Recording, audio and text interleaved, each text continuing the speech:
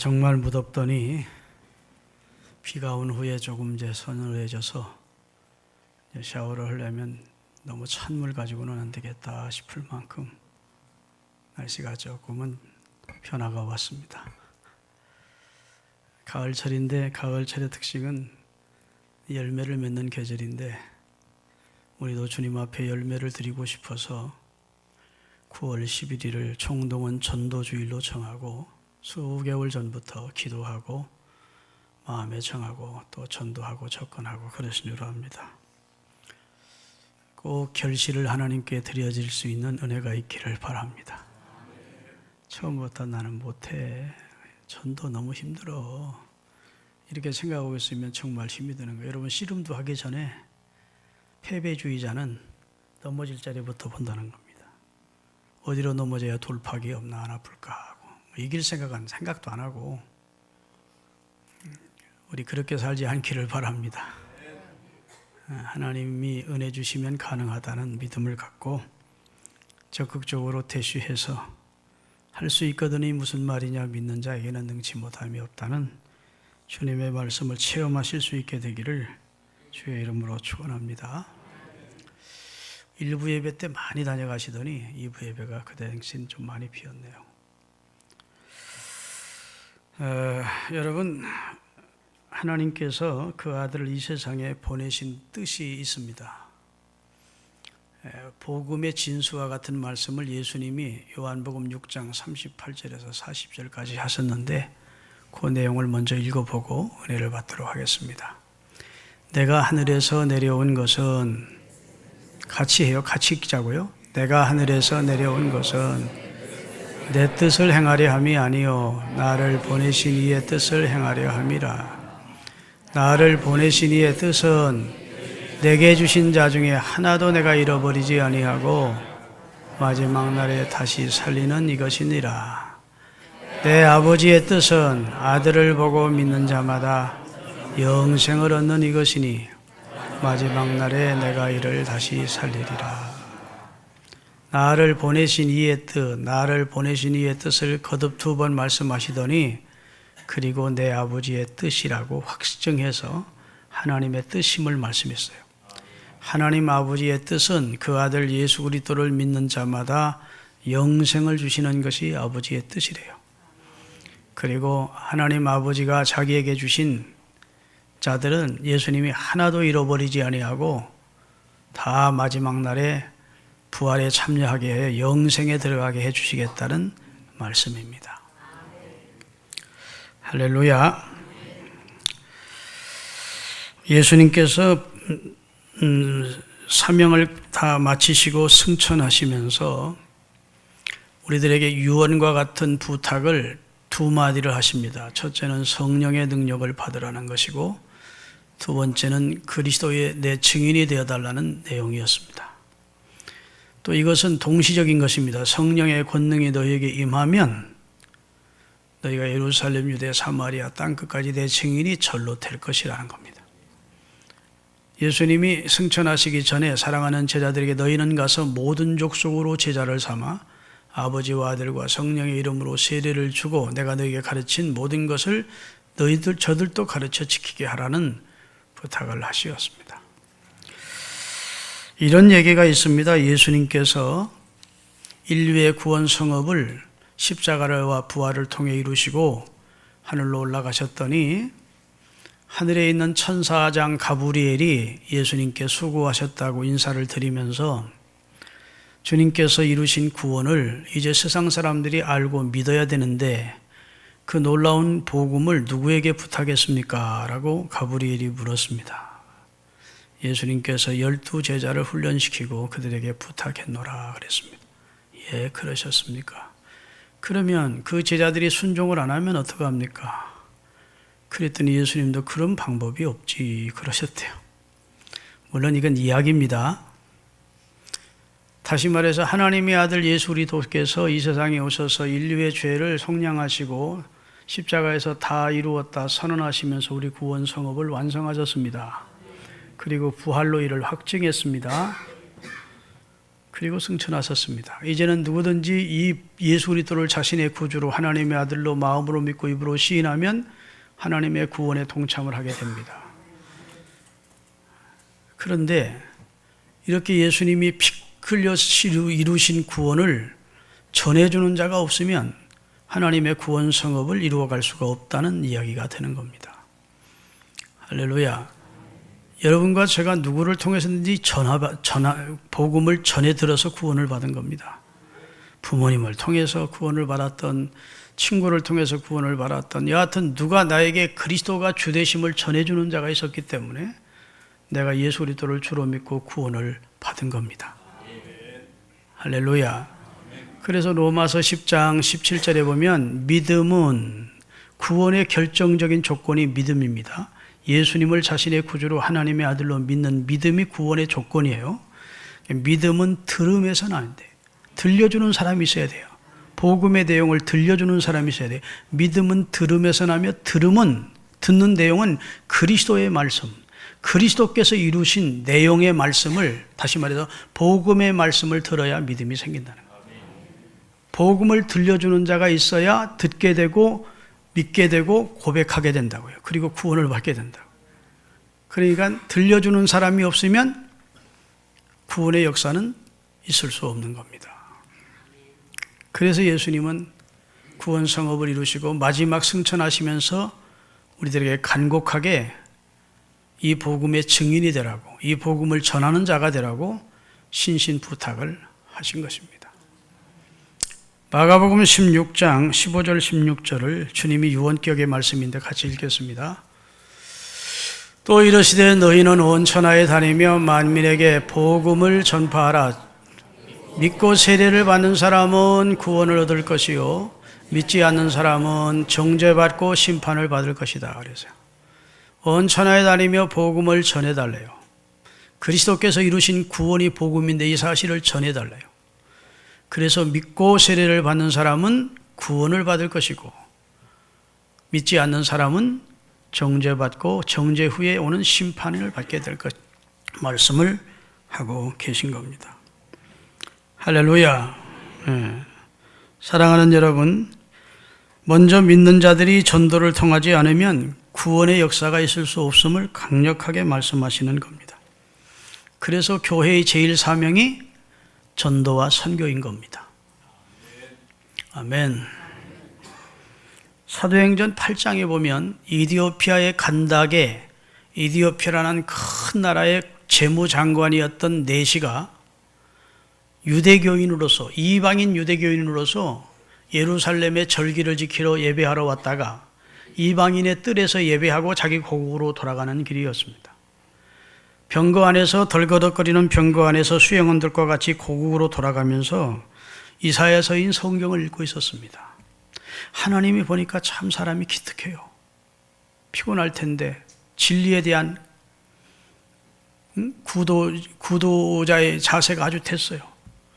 그래서 사마리아에서 열심히 전도하고 목회하고 있던 빌립 제자를 유대 광야로 가라 해서 이디오피아의 간닥의 내시에게 복음을 전해서 예수를 주로 믿어 성령 받고 세례 받게 해서 구원해 줍니다. 그래서 이디오피아의 간닥의 내시가 이디오피아 나라의 첫 번째 개신교인, 곧 그리스도인이 되는 거예요. 유대교로는 구원 못 얻습니다. 아멘. 아마 유대교로 구원을 얻을 것 같으면 지금 유대교인으로 신실한 신앙생활하고 있는 이디오피아의 간닥의 내시에게 왜 예수님이 빌립을 보냈겠어요? 유대교의 내용 가지고는 구원을, 율법으로는 구원을 못 얻어요. 이미 그리스도께서 오셨다 가셨기 때문에 그리스도의 복음을 들어야 구원을 받겠기에 하나님께서 빌립을 전파자로 이디오피아의 내시에게 보낸 겁니다. 우리 한번 사도행전 8장을 띄워주세요. 다 같이 그 내시가 빌립에게 말하되 청컨대 내가 묻노니 선지자가 이 말한 것이 누구를 가리킴이냐? 자기를 가리킴이냐? 타인을 가리킴이냐? 빌립이 입을 열어 이 글에서 시작하여 예수를 가리켜 복음을 전하니. 아멘. 마침 어디를 읽고 있었는가 하면 간닥의 내시가 그가 찔림은 우리의 허물을 때문이요 그가 상함은 우리의 죄악 때문이라는 이사야 53장을 읽고 있었습니다. 그가 하는데 이분이 누구를 가리킵니까? 이사야 선지자를 가리킵니까? 누구를 가리킵니까? 그건 예수님을 가리킵니다. 예수님이 얼마 전에 이 세상에 오셔서 우리 죄 때문에 십자가에 달려 죽으시고 우리 죄 때문에 채찍을 맞으시고 돌아가셨다가 부활하셨습니다. 그분이 하나님 보내신 메시아입니다. 그분을 믿어야 구원을 얻습니다. 그랬더니 성령이 함께 역사하심으로 간닥의 내시가 감동을 받고 은혜를 받고 지나가다 길이 있으니까 나 세례 받는데 결격 사유가 있습니까? 없으면 제게 세례 주십시오 해서 세례를 주므로 그가 초대 이디오피아 기독교인이 된 거예요. 여러분 사도행전 10장을 읽어보면 로마 군대의 백부장으로 고급 장교인데 가이사랴 빌립보라고 하는 유대 지역에 파견 나와 있으면서 유대교를 믿었습니다. 하나님을 온 집으로 더불어 경외하고 기도와 구제가 하나님 앞에 상달되었어요. 기도만 한 게 아니라 구제 생활도 많이 했어요. 좋은 일 많이 했어요. 기도하는데 천사가 나타났어. 고넬료야, 네가 사람을 요바로 보내서 베드로라는 시몬을 청에다가 복음을 들어라. 아멘. 네의 기도와 구제가 하나님 앞에 상달되었는데 그것 가지고는 안 돼. 복음을 들어야 된다. 그래서 베드로라는 자가 지금 요바라고 하는 곳에 피장 시몬의 집에 있는데 그 집은 해변가에 있다. 고넬료가 부랴부랴 자기 밑에 있는 사람들을 불러서 가이사랴 빌립보에서 요바까지는 50km가 되는 길인데 천사가 가르쳐준 대로 해변에 가면 피장, 가죽을 짐승 잡아서 가죽을 만드는 피장 시몬이라는 사람 집에 베드로라는 사도가 우거하고 있단다. 그 사도를 모셔와라 그런 거예요. 그래서 곡절 끝에 여러분 베드로가 그 집을 가지 않습니까?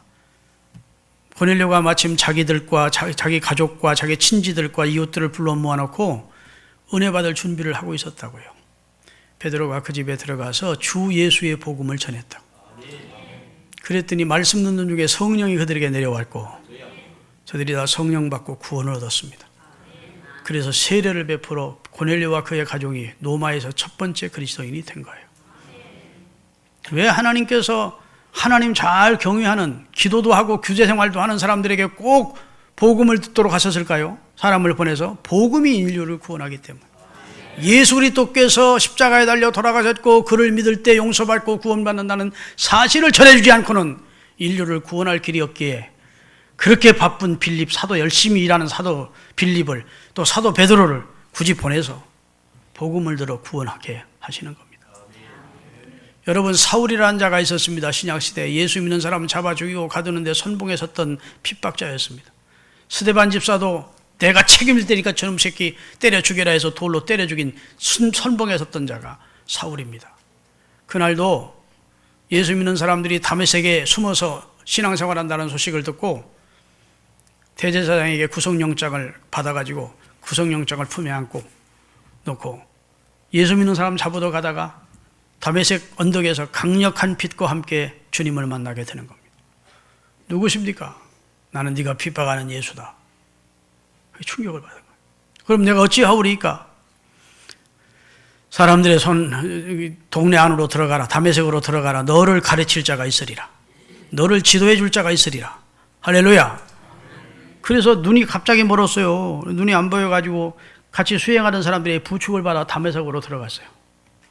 하나님께서 그 다메섹에 신실한 그리스도인 아나리아라는 자가 있었는데 그 사람이 기도하는데 성령께서 야 다메섹 큰 길 직가라고 하는 사거리에 가면 그 사거리 집 한 구탱이에 한 집이 있는데 그 집에 사울이라는 자가 지금 기도하는 중이다. 가서 복음을 전해라. 그런 겁니다. 아나니아가 깜짝 놀란 거예요. 아유, 그 사람은 아주 악랄한 기독교 핍박자인데 그 사람이 수많은 유대인들을 예루살렘에서 잡아 결박하고 가두었다는데 이곳에도 지금 예수 믿는 사람 잡으러 온다는 우리가 정보를 들었는데 왜 그런 사람에게 복음 전하라 하십니까? 못합니다. 그랬더니 주님이 뭐라 하시죠? 그는 이방을 선교하기 위해서 내가 택한 그릇이다. 그에게 가서 복음을 전해주라. 할렐루야. 그래서 아나니아가 집과 사거리에 가서 바울이 우고하고 있던 집에 들어가 형제 사울아, 주 예수께서 길에서 너를 만난 주 예수께서 나를 네게 보내셨다. 아멘. 그러면서 주 예수 그리스도께서 이루신 구원과 복음을 전했더니 사울이 예수 그리스도를 주로 믿고 이름을 바울로 바꾸어 기독교 역사에 찬란한 대사도로 쓰임을 받게 된 것입니다. 왜 열심히 유대교인을 믿고 있던 사울에게 주님께서 그를 꼬꾸라뜨리고 복음을 전하게 해주셨을까요? 복음 아니면 구원의 길이 없으니까. 천하 인간의 예수라는 이름 외에는 구원의 길이 없으니까. 하나님께서 예수 그리스도의 복음을 전하는 자를 보내서 듣게 하시고 믿게 하시고 하나님의 자녀로 삼아 주시게 된 것입니다. 할렐루야. 예수님이 구원받으려면 이렇게 해라 저렇게 해라 직접 말씀하지 않고 전도자를 보냈다고요.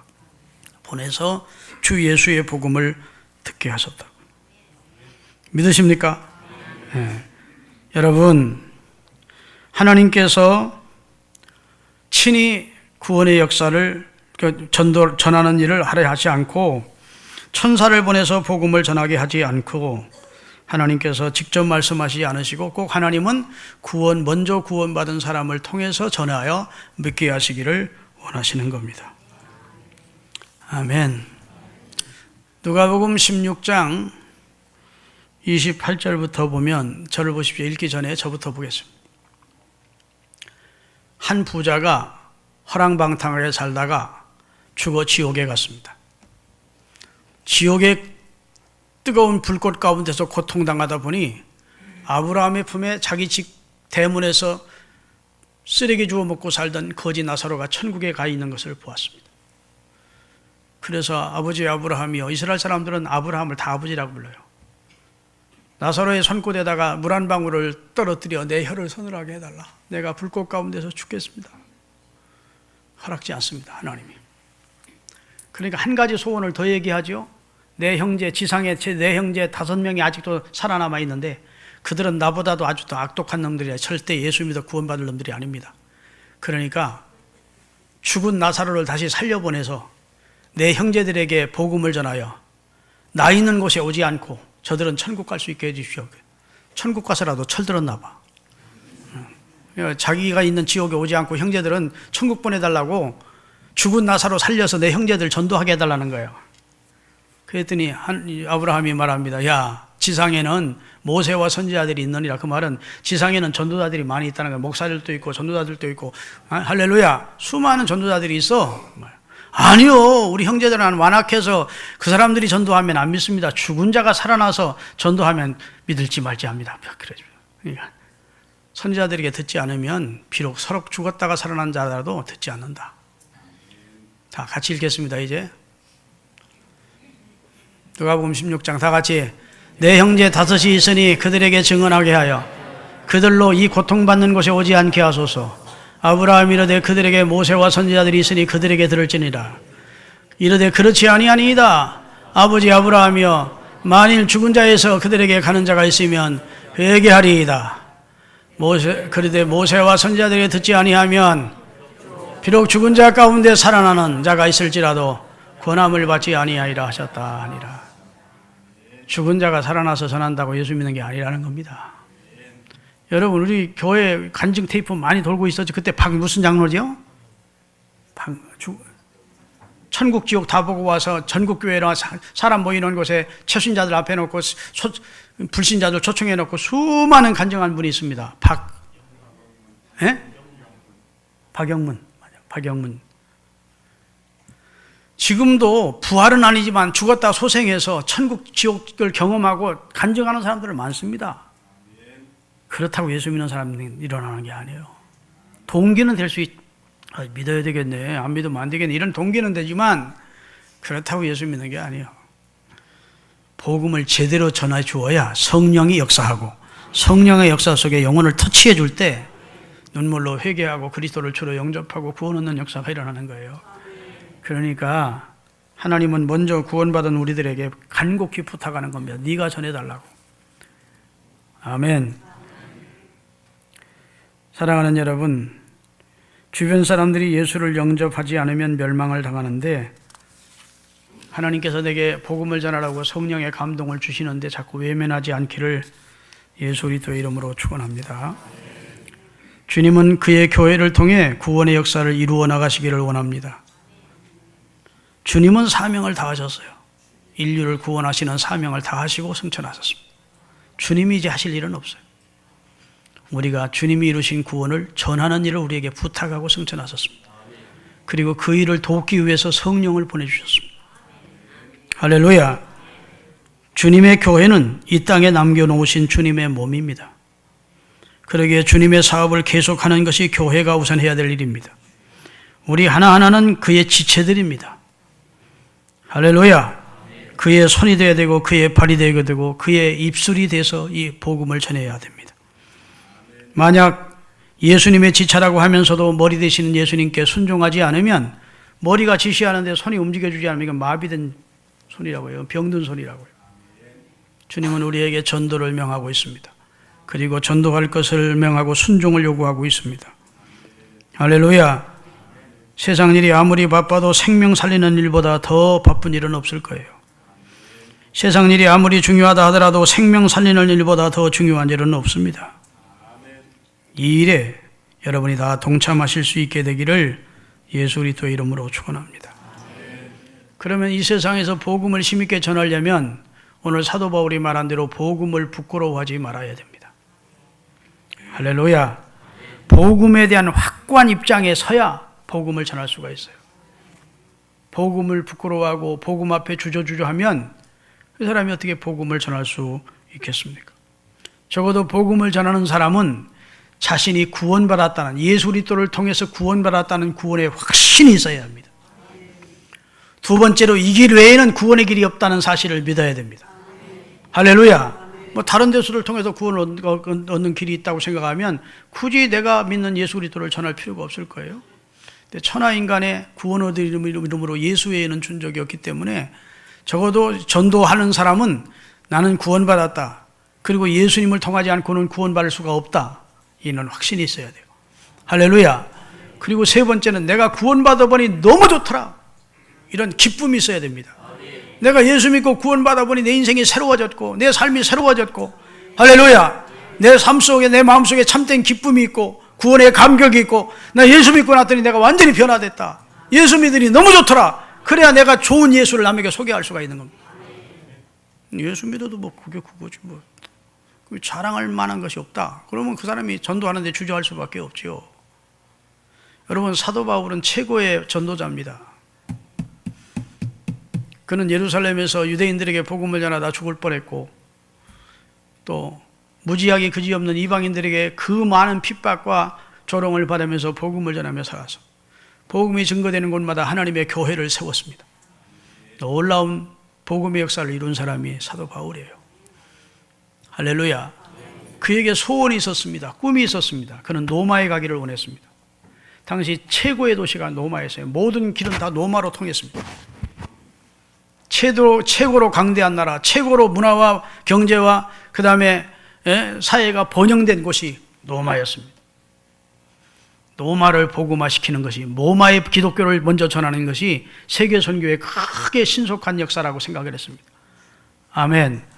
이런 지역에서 시골 구석에서 복음 전하는 것, 그건 한 사람 영혼의 가치는 다 똑같지만 이래가지는 언제 복음을 전하냐는 겁니다. 로마 최고의 도시 로마에 가서 로마의 기독교의 복음을 전하면 로마에 있는 사람들을 통해서 전 세계로 복음이 확대될 것을 믿었다고요. 그래서 오늘 본문은 로마서입니다. 로마에 있는 교인들에게 사도 바울이 쓴 편지에 내가 너에게 가기를 원한다는 겁니다. 가서 너에게 복음을 전하는데 거기는 왕족, 귀족, 재벌, 권세자, 사회 기득권자들이 다 살고 있는 것입니다. 세계 최고의 도시입니다. 그러니 가서 시골 구석에서 유대 청년 예수가 시골 구석에서 살다가 인류의 죄를 담당하시고 십자가에 달려 죽었다. 그분이 이 예수를 믿으시오. 이 얘기를 하면 그 사람들이 콧방귀를 뀌고 믿지 않을 것이 뻔한 걸 아는 겁니다. 그래도 자기는 부끄럽지 않겠다. 내가 이 복음을 부끄러워하지 않는 이유는 이 복음은 구원을 주시기 때문이고 하나님의 능력이 되기 때문이라. 여러분, 인간은 상대적 가치로 희비를 느끼면서 사는 존재입니다. 그게 무슨 말인가 하면 타인을 통해서 자기를 보는 거예요. 타인을 통해서. 내가 남보다 높으면 행복하고 남보다 낮으면 행복하지 않습니다. 내가 남보다 넓은 집에 살면 상대적으로 내가 행복하고 그 사람보다 좁은 집에 살면 행복하지 않습니다. 내가 남보다 좋은 차를 타면 행복하고 내가 남보다 좋은 차를 타지 않으면 행복하지 않습니다. 남을 통해 자기를 평가하고 시비가 교체가 되는 거예요. 좋았다 싫었다. 혼자 있을 때는 아무렇지 않다가도 누구를 만나면 그 사람을 통해서 자기를 검증하는 겁니다. 저 사람이 나보다 더 좋은 집에 살고 좋은 차 타면 내가 초라해지는 거예요. 저 사람이 나보다 못하면 내가 야 그래도 괜찮은 인생을 사네 하고 스스로 만족을 하는 것입니다. 다시 말해서 자신의 행불행을 타인을 통해서 자기를 비교하면서 느끼는 거예요. 이런 것 가지고 행불행을 느끼는 것은 그건 바람직하지 않습니다. 따라합시다. 여러분, 행복이 무엇인지 아십니까? 행복이 뭐예요? 그게 자기 만족이 행복이에요. 따라합시다. 행복은 자기 만족이다.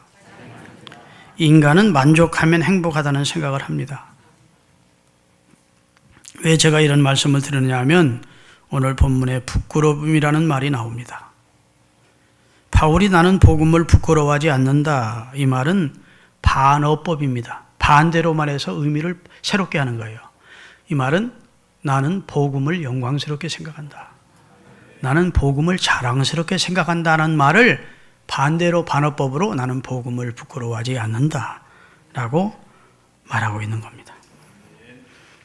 할렐루야.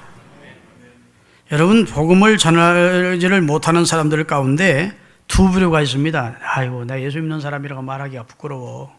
그 이유는 내가 예수 믿는 사람이라고 말하면 야, 예수 믿는 놈이 그렇게 사냐?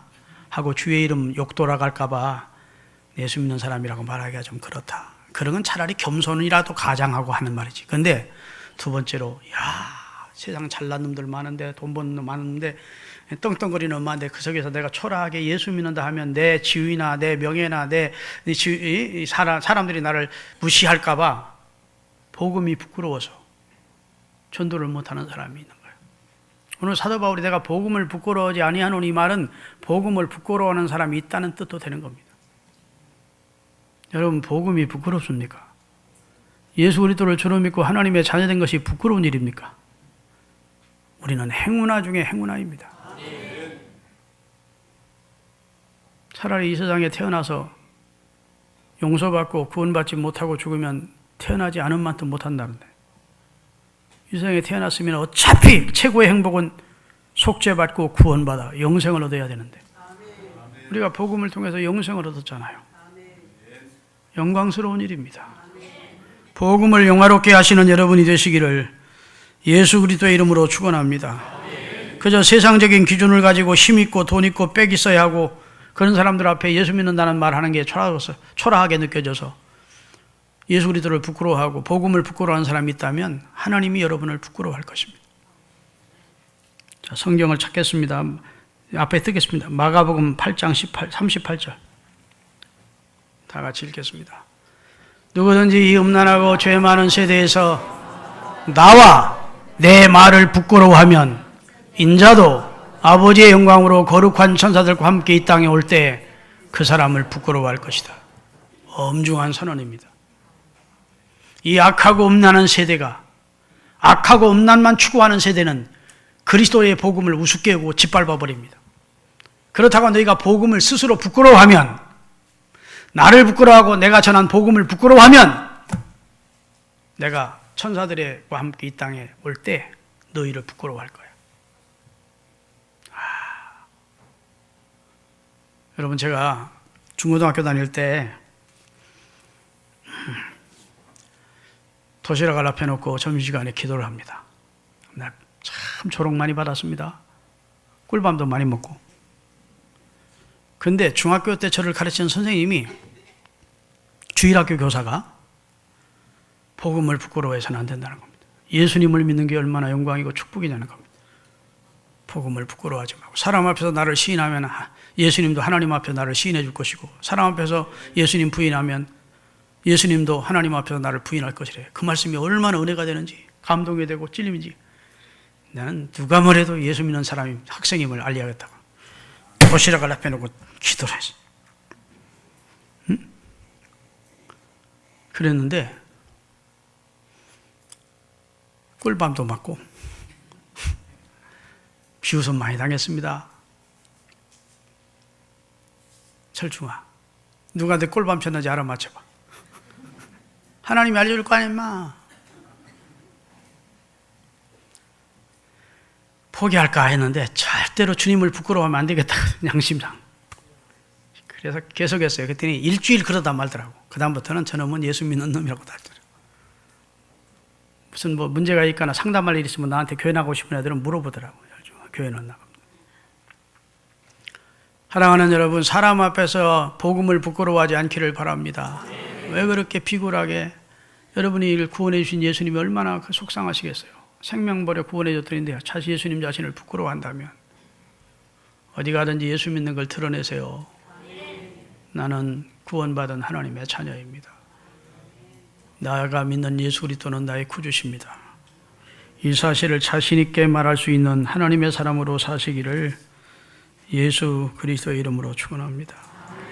디모데후서 1장 12절입니다. 다 같이, 이로 말미암아 내가 또 이 고난을 받되 부끄러워하지 아니함은 내가 믿는 자를 내가 알고 또한 내가 의탁한 것을 그날까지 그가 능히 이루실 줄을 확신합니다. 내가 고난을 당하면서도 복음 때문에 어려움을 겪으면서 부끄럽게 생각하지 않는 이유는 나를 구원하신 그분을 내가 알고 그분도 나를 안다. 그래서 그리스도의 날까지 나를 향한 하나님의 뜻이 이루어지고 나는 하나님 앞에 서게 될 것이라는 것을 확신하기 때문이라. 아멘. 빌립보서 4장 16절입니다. 베드로전서 4장 16절. 만일 그리스도인으로 고난을 받으면 부끄러워하지 말고 도리어 그 이름으로 하나님께 영광을 돌리라. 부끄러워하지 말고 예수님을 알고 믿게 돼서 하나님의 자녀된 것을 영광을 하나님께 돌리래요. 히브리서 2장 11절입니다. 다 같이 읽겠습니다. 거룩하게 하시는 이와 거룩하게 함을 입은 자들이, 자, 거룩하게 하시는 이가 누굴까요? 예수님입니다. 우리를 거룩하게 해주신 분, 우리 죄를 씻어주신 분이 예수님이에요. 그 다음에 거룩하게 함을 입은 자들은 누구예요? 여러분과 저입니다. 성도들. 입은 자들이 다 한 근원, 하나님에게서 났다는 거예요. 한 근원에서 난지라. 그러므로 예수님이 우리를 형제라 부르시기를 부끄러워하지 않으셨대. 예수님이 우리를 부끄러워하지 않으셨다는데, 우리 같이 못난 것들을 형제로 부르시고 부끄러워하지 않는다는데, 우리가 예수님 부끄러워하면 됩니까? 할렐루야. 왜 우리가 복음을 부끄러워해서는 안 되느냐? 그 첫째는 우리가 복음은 우리를 왜 구원해 주시는 것이기 때문입니다. 우리를 죄와 사망에서 구원해 주시는 능력이, 구원이 곧 복음이에요. 따라합시다. 복음은 구원이다. 그 다음에 두 번째로 우리가 복음을 부끄러워해서는 안 되는 이유는 복음은 하나님의 능력입니다. 이 세상에서 가장 큰 능력은 사람을 변화시키는 능력이에요. 아멘. 사람을 변화시키는, 그렇게 악한 사람을 선한 사람으로 날마다 절망 속에 살 사람을 소망의 사람으로 변화시키고, 추하고 더러운 사람을 정결한 사람으로 변화시키고, 할렐루야. 늘 악담하며 사는 사람을 감사하는 사람으로 변화시키고, 마귀의 자식을 하나님의 자녀로 변화시키고, 그 변화가 무엇을 통해서 가능합니까? 복음을 통해서만 가능해요. 돈으로 사람이 변화되는 게 아니에요. 지식으로 변화되는 게 아닙니다. 돈 얻은 사람이 돈 줘 보십시오. 돈 가지고 더 악해집니다. 각종 죄만 짓고. 그래 안 그래요? 모르던 사람이 차라리 좀 지식이 없는 사람이 순수하지, 지식 많이 배워놓으면 얼마나 사람이 약삭 빨아지고 더 사기성이 높아져요. 지식이 사람을 변화시키는 게 아니에요. 환경이 사람을 변화시키는 게 아닙니다. 본질상 사람은 만물보다 거짓되고 부패한 존재이기 때문에 그런 외적인 가지고로 변화되는 게 아니에요. 그리스도의 복음이 우리를 변화시키고 성령의 능력이 우리를 변화시키는 거예요. 그렇기 때문에 사도 바울은 복음이 부끄럽지 않대. 복음을 구원을 주시는 것이고, 그리고 복음은 능력이기 때문에. 할렐루야. 사랑하는 여러분, 이 복음을 여러분 마음속에만 품고 살지 마시고 이 복음을 전하며 사시기로 오늘 결심하시는 은혜가 있기를 예수 그리스도의 이름으로 축원합니다. 할렐루야. 물에 빠져 죽어가는 사람들이 살려달라고 아우성치는 소리를 영적으로 볼 수 있어야 된다고요. 생명줄 던져, 생명줄 던져, 물속에 빠져간다 하고 세상 사람들이 지금 흥청망청하는 것 같지만 영적으로 볼 때는 다 죄악에 빠져 사는 모습을 봐야 된다는 거예요. 물 위에 생명줄 던지라는 거예요. 눈을 들어 하늘 보라. 어지러운 세상 중에 곳곳마다 상한 영의 탄식 소리 들려온다. 길을 잃은 많은 사람, 그 사람을 우리가 구원해내고 인도해 줘야 되지 않느냐는 겁니다. 그러면서 믿는 자여 어이할고, 이 복음 전하면서 사시기를 주의 이름으로 축원합니다. 여러분, 한 가지만 말씀드리고 마칠게요. 복음을 전하면 저 사람이 예수를 안 믿을 거야 라고 생각하고 아예 복음을 전하지 않으려고 생각하지 마시고 성령의 능력과 권능을 믿으세요. 그리고 한마디 던지면 하나님이 구원할 사람은 구원하세요. 요나서 3장을 읽어보면 요나라는 사람에게 하나님이 니느웨에 가서 멸망을 선언하라고 그랬습니다. 구원을 선언하라는 게 아니에요. 이 성은 죄악으로 인하여 하나님의 심판으로 멸망할 것입니다 라고 선언하래. 요나가 안 갔습니다. 그랬다가 그만 곡절 끝에 큰 물고기 뱃속에서 토함을 받고 결국은 하나님께서 제2의 기회를 주셔서 다시 가는데, 그 니느웨 성은 사람이 3일 길을 걸어야만 한번 통과할 수 있는 길이래. 그런데 요나가 이놈의 성 멸망받았으면 좋겠는데, 이거 원수 나라의 도성이거든요. 하나님이 멸망을 전하라니까 하나님의 뜻은 이 멸망을 전하며 이 도성이 회개하고 구원을 얻게 해주고자 하시는 하나님의 마음이 있는 줄 알았습니다. 그래서 참 전하기 싫은데도 하나님이 제2의 기회를 주시니까 서원했기 때문에 가서 복음을, 하나님의 말씀을 전했다고요. 하루 길을 전해서 도저히 회개할 것 같지 않은 니느웨 백성이, 왕에서부터 온 백성이 다 회개하고 제 가운데 앉아서 통곡하며 회개해서 구원을 받았대요. 자, 요나서 3장 4절부터 띄우겠습니다. 요나가 그 성읍에 들어가서 하루 동안 다니며 외쳐 이르되 40일이 지나면 하나님께서 이 니느웨 성을 멸망시킨답니다 라고 전했더니 니느웨 사람들이 하나님을 믿고 그 음식을 선포하고 높고 낮은 자를 막론하고 회개할 때 입는 옷인 굵은 베옷을 입었더라. 그 다음에 그 일이 니느웨 왕에게 들림에 왕도 보좌에서 내려와서 왕복을 벗고 굵은 베옷을 입고 제위에 앉으니라. 왕과 그의 대신들이 조서열을 내려 니느웨에 선포하여 이르되 사람이나 짐승이나 소떼나 양떼나 아무것도 입에 대지 말지니 곧 먹지도 말 것이요 물도 마시지 말고 사람이든지 짐승이든지 다 굵은 베옷을 입을 것이요 힘써 하나님께 용서해달라고 부르짖을 것이며 각기 악한 길과 선으로 행한 강포에서 죄에서 떠날 것이라. 하나님이 뜻을 돌이키시고 그 진노를 그치사 우리가 멸망하지 않게 하시리라. 그렇지 않을 줄을 누가 알겠느냐 하니라. 하나님이 그들이 행한 것을 곧 그 악한 길에서 돌이켜 떠난 것을 보시고 하나님이 뜻을 돌이키사 그들에게 내리리라고 말씀하신 재앙을 내리지 아니하시고 그 성을 구원하시고 용서하셨다. 우리 애가 판단하지 말고 그저 전하면 되는 거예요. 전하면 결과는 하나님께 맡기고 예수 믿고 구원 받으십시오. 잠깐인 인생, 하루살이 같은 인생, 얼마 안 있으면 생을 마치는 나그네 같은 인생에서 하나님 만날 준비를 하셔야 되죠. 예수 믿고 구원 받으십시오. 이 얘기를 하라고요. 교회같이 나가자는 얘기를. 아멘. 선택받은 사람은 믿고 구원 얻을 것이요 그렇지 않은 사람은 끝까지 거부할 거니까 그건 여러분에게 판단에 의해서 하지 말고 복음을 부끄러워하지 말고 자랑하면서 전합시다. 내가 구원받은 것을. 여러분, 유대 청년이 33살에 십자가에 달려 죽었습니다. 그분이 예수 그리스도십니다. 하나님께서 그를 인류의 구원자로 보내서 우리 인류의 죄를 대속하게 하셨습니다. 아멘. 누구든지 저를 믿고 그 예수 그리스도를 주로 고백하면 구원받고 용서받고 천국 갑니다. 교회 나와서 예수 믿고 용서받고 구원받으세요.